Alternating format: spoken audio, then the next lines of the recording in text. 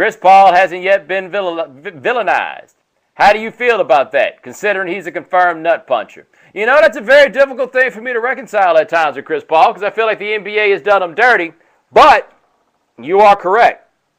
He is a confirmed nut puncher. Speaking of which, some of you may not know this, but I was on Twitter the other day, and I was just minding my own business. It was Friday. It's when all the Chris Paul stuff happened with the trade, and the trade went bad. Right? I had made it a point not to mention the whole nut punching incident because I thought there were larger issues at play.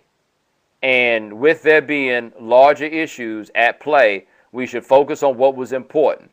And while nut punching in the macro is very important, one nut punch from 6 years ago paled in comparison to what David Stern was doing.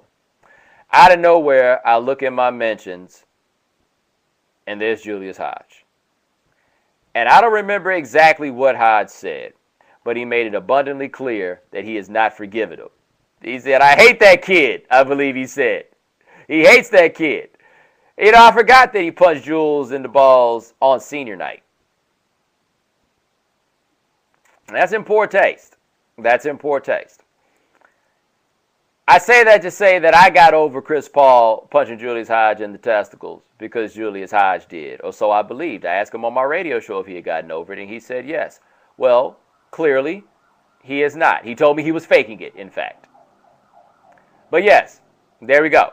Chris Paul's a nut puncher. Julius Hodge is not forgiven. It leaves me in a very odd and precarious position because I said I'd forgive if he forgave, and then he stopped forgiving, and I'm not in the business of stopping forgiving. And right now is not the time to be focused on that because there's another issue at hand, which is the behavior of the NBA. So what I'm going to have to ask you guys to do, if only for a little bit, is kind of forget about the nut punching because there are bigger issues at play. And this is key, okay? This is key. If he winds up with the Clippers, then we can call it nut punch karma. Bet you didn't see that coming, did you?